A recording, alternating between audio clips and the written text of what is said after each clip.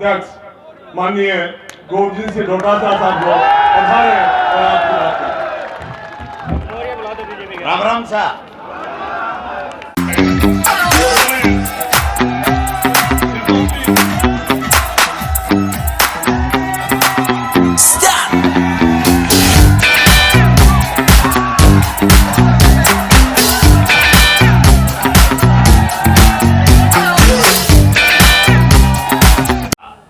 किसका? मुख्यमंत्री जी का और मेरे साडू किरोड़ी जी का। मैं भरत मिलाप देख रहा था कि 3 महीने से बिछुड़े हुए थे, बातें नहीं कर रहे थे, मीडिया के माध्यम से एक दूसरे की बातें कर रहे थे। तो मैं देख रहा था कि आज मुख्यमंत्री जी की बड़ाई भी कर रहे हैं और किरोड़ी जी मुस्कुरा मुस्कुरा के उनका अभिनंदन भी कर रहे हैं। अरे किरोड़ी जी, ये वही मुख्यमंत्री जी है जिसको पटकने के लिए 3 महीने से अनशन लिए बैठे थे आप इस्तीफे का। मुख्यमंत्री जी को हटाने के लिए, इस सरकार को पलटने के लिए, इस पर्ची को पलटने के लिए जो व्यक्ति 3 महीने से इस्तीफा दिया बैठा था, वो अचानक राजी कैसे हो गया भाई? बस इतनी सी बात थी। ये ठीक नहीं है, लोकतंत्र के लिए ठीक नहीं है। मैं इतना निवेदन करना चाहता हूं कि जब नेता बन जाए, विधायक बन जाए, एमपी बन जाए, मंत्री बन जाए, मुख्यमंत्री बन जाए, तो उसकी बात में सच्चाई होनी चाहिए, क्योंकि वो जनता का जनप्रतिनिधि है, प्रतिनिधित्व करता है। उसको अपना मोह त्यागना पड़ेगा, अपना स्वार्थ त्यागना पड़ेगा, भाईवाद त्यागना पड़ेगा। मैं धन्यवाद देना चाहता हूं इस शख्स को। मैंने पहले कहा, मैंने तो ऐसे ही समझा था कि मैं जो नेताओं में जो होती है ना कलाबाजी, वो मुरारी जी खेल रहे हैं। आखिरी में ये धीरे से मेरे कान में और गहलोत जी के और पायलट साहब के कान में कहेंगे कि साहब वो क्या है देख लीजिए, तो हम उस देख लीजिए का इंतजार करते ही रह गए। मैं धन्यवाद देना चाहता हूं, आप बात के खरे उतरे, आप बात के धनी व्यक्ति हैं। ऐसे व्यक्ति को और मजबूत करने की आवश्यकता है। मैं आपको विश्वास दिला के जा रहा हूं, न इनको आपकी बिजली की चिंता है, न बिजली का बिल वापस आने लग गया है, न आपके खाद की चिंता है, न पानी की चिंता है, न सड़क की चिंता है। इनको किसी की चिंता नहीं है। इनको चिंता है अपनी और अपने स्वार्थ की पूर्ति के लिए। मुख्यमंत्री जी, मैं एक सवाल यहां से पूछना चाहता हूं आपसे। आपने 2 दिन पहले जब आचार संहिता लगी, उससे 2 दिन पहले कुछ स्थानांतरण किए थे, यहां से किए थे कि नहीं किए थे? वो मुख्यमंत्री जी के इशारे के ऊपर बैन के अंदर कोई ट्रांसफर हो सकते हैं क्या? जब बैन था तो मुख्यमंत्री जी प्रशासनिक सुधार विभाग के मुखिया हैं, वो मंत्री हैं, उनके पास से फाइल यस होकर के गई और वो ट्रांसफर हुआ। इसका मतलब ये था कि उस दिन तक जगनमोहन मीणा उनके दिमाग में कोई उम्मीदवार यहां से नहीं था। ठुडिया टिका के ऊपर से ले आए, तो अब आप ठुडिया टिकाने का काम उनका कर देना। ये इनकी आपस की लड़ाई है। इस लड़ाई में हमको दिमाग लगाने की आवश्यकता है कि ये चाहते क्या है। अगर ये प्रदेश के हित की कोई बात करते, कानून व्यवस्था ठीक करने की बात करते, किसान की बात करते, बेरोजगार की बात करते, नौकरियों की बात करते, तो हम मानते कि आप 6 महीने से ये काम कर रहे हो, 9 महीने से आप काम कर रहे हो। लेकिन इन्होंने लड़ाई के अलावा किया क्या? रघु जी सही कह रहे थे कि सुबह नाश्ता करके हेलीकॉप्टर में बैठो, भ्रमण करो, भाषण ठोको और प्रदेश के लोगों को भ्रमित करो। इसके अलावा मुख्यमंत्री जी एक काम गिना दें तो आप जो कहो सो मैं करने को तैयार हूं। ईआरसीपी रट लगाए बैठे हैं। ये शख्स बैठा आपके सामने, 10,000 करोड़ रुपए ईआरसीपी के जब सेंटर ने मना कर दिया तो अशोक गहलोत जी ने स्वीकार किए और इस बांध के लिए आपके दोसा के लिए 6,000 करोड़ रुपए का काम चल रहा कि नहीं चल रहा? ये किरोड़ी जी कृषि मंत्री हैं, एक ढीले का काम करे तो बता दीजिए। ऐसा ही भर्ती निरस्त करो में 2.5 महीने निकाल दिए और कल भर्त मिलाप कर लिया। तो ऐसा ही भर्ती का क्या होगा भाई? बताओ तो सही। उन बेरोजगारों को आपने 3 महीने तक मूर्ख बनाने का काम क्यों किया? क्या आपकी मांग जायज है? क्या आपने मुख्यमंत्री जी से मिल लिए? तो आप बता दीजिए कि मुख्यमंत्री जी और आप दोनों क्या फैसला कर रहे हो। कोई फैसला नहीं। मतलब की बात एक ही है कि जब अपना स्वार्थ सिद्ध होता है तो आपकी तरफ ये लोग देखते भी नहीं हैं। अरे भाई कट्ठे मुआओगा नहीं है तो बताओ मैंने अरे भाई महुआ में भी यही, दौसा में भी यही, सवाई माधोपुर में भी यही। तो मुख्यमंत्री जी चाहे थारी टिकट में नहीं चली लेकिन आखिरी खतरो तो ठाको ही है।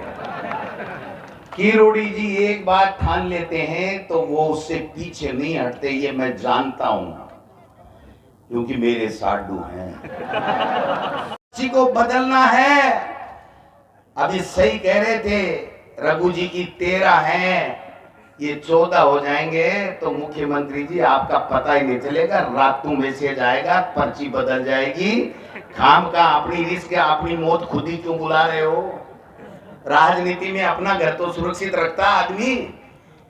तो इसलिए ये सब चीजें आपके संज्ञान में रखनी है। लोगों को कहते हैं साहब वो ये वोट नहीं देगा, वो वोट नहीं देगा। कांग्रेस पार्टी वो पार्टी है जो 36 कौम को साथ लेकर के चलती है, 36 कौम उसको वोट देती है।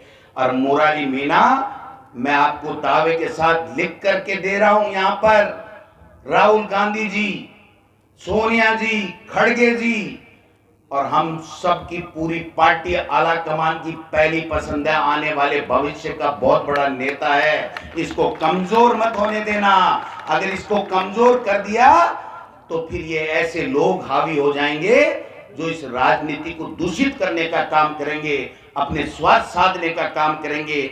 इसलिए मैं तो इतना ही निवेदन करना चाहता हूं कि यहां पर इस तरीके से आपस की जंग करके टिकट ले आए, ये टिकट वापस बीजेपी की बैरिंग जाएगी। कांग्रेस का डीसी डिस्ट्रिक्ट कलेक्टर के बराबर बैठ करके, दोनों डीसी बैठेंगे, एक तरफ डिस्ट्रिक्ट कलेक्टर और एक हमारा विधायक डीसी, दोनों बैठ करके आपके हकों का फैसला करेंगे, आपकी आवाज उठाएंगे। मैं मानता हूं कि सरकार इस वोट से नहीं बदलेगी, कांग्रेस का कैंडिडेट साथ के साथ जीतने से भी सरकार नहीं बदलेगी। लेकिन मैं दावे के साथ कह सकता हूं कि अगर यहां से गलती से एक सीट पे बीजेपी जीत गई तो मुख्यमंत्री जी आपकी पर्ची जरूर बदलेगी, जरूर बदलेगी, जरूर बदलेगी। ये देखने की बात है। इसलिए इशारों में सब समझ जाओ, लंबे चौड़े भाषण की जरूरत नहीं है। मैं तो एक बात कह सकता हूं कि आप हमको मजबूत करेंगे, आप हमको मजबूत करेंगे तो विधानसभा में और लोकसभा में आदरणीय हमारे नेता खड़गे साहब राहुल गांधी जी के नेतृत्व में हम सब मिलकर के राजस्थान की विधानसभा हो चाहे देश की लोकसभा हो, इनकी नाक में नकेल डाल करके आपके काम करा देंगे, नाक में नकेल डाल करके करा देंगे। ये तो देते हैं भाषण, भ्रष्टाचार बैठ रहे हो। अब बताओ, एक नया जुमला है गहलोत साहब, महाभ्रष्टाचारी लोग भ्रष्टाचार मिटने की बातें कर रहे हैं। ये गुजरात मॉडल क्या है? ये गुजरात मॉडल यही है कि डम्मी व्यक्ति को मुख्यमंत्री के पद पे बैठाओ, हर स्टेट में अच्छे अच्छे अधिकारियों को पसंद को भेजो, टास्क दो और उन प्रदेशों को लूटो और दिल्ली में अपने घर बनो। ये गुजरात मॉडल है, ये बड़ा खतरनाक है। लोगों को जातियों से लड़ाओ, भाई को भाई से लड़ाओ, कमजोर करो। और जैसे ईस्ट इंडिया कंपनी करती थी, भाई को भाई से लड़ा करके राज करने का काम करती थी, आज जाति को जाति से लड़ा करके ये बीजेपी के लोग राज करना चाहते हैं। 10 साल 11 साल हो गए केंद्र के अंदर और 10 महीने हो गए यहाँ मुख्यमंत्री जी को। एक काम गिना तो 1 रुपए का इस 2 विधानसभा क्षेत्र में या लोकसभा में या प्रदेश में एक योजना ऐसी बता दो। मैं इस मंच से चैलेंज करके जा रहा हूं पत्रकार महोदयों के सामने, भाइयों के सामने, कि हमारी 5 साल की जितनी योजनाएं थी उसमें से एक योजना के बराबर भी अगर इन्होंने कोई काम कर दिया हो तो आप, मैं मुझे कुछ नहीं कहना, एक धेले का काम नहीं है। गरीब का अगर कोई किसी ने काम किया तो हमारी कांग्रेस की सरकार ने किया, किसान का कर्जा माफ किया तो हमारी कांग्रेस की सरकार ने किया, दलित के, पिछड़े के, गरीब के बेटे को इंग्लिश मीडियम में पढ़ाने का काम किया तो हमने किया, सड़कें बनाने का काम किया तो हमने किया।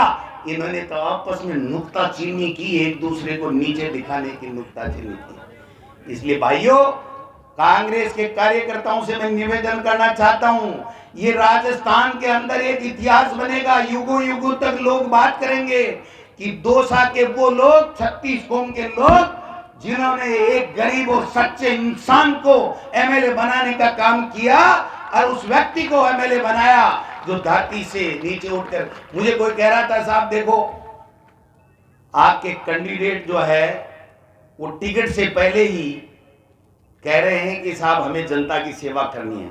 मैंने कहा यही तो मैं कहना चाहता हूं, यही तो हमारे कैंडिडेट में खूबी है कि टिकट मिले ना मिले, किसको मिले, लेकिन वो जनता के बीच में रह करके जनता की सेवा करना चाहते हैं।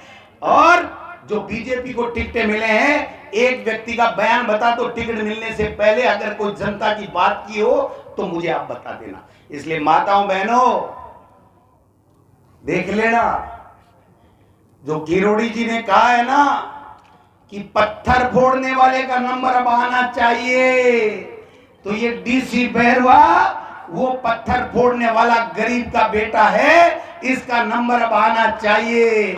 उसकी मजबूरी होगी, भाई के खिलाफ नहीं बोल पाए, लेकिन अगर किरोड़ी जी ने आत्मा से बोला है कि हमने बहुत मलाइयां खा ली है, मुरारी जी ने भी और सबने खा ली है, नमो नारायण ने भी खा ली है और रामकेश ने भी खा ली है, तो भाई जगमोहन जी ने भी अधिकारी रह करके बहुत मलाई खा ली। अब तो डीसी का नंबर आना चाहिए कि नहीं आना चाहिए? आना चाहिए। तो मैं 2 बजे उठना है।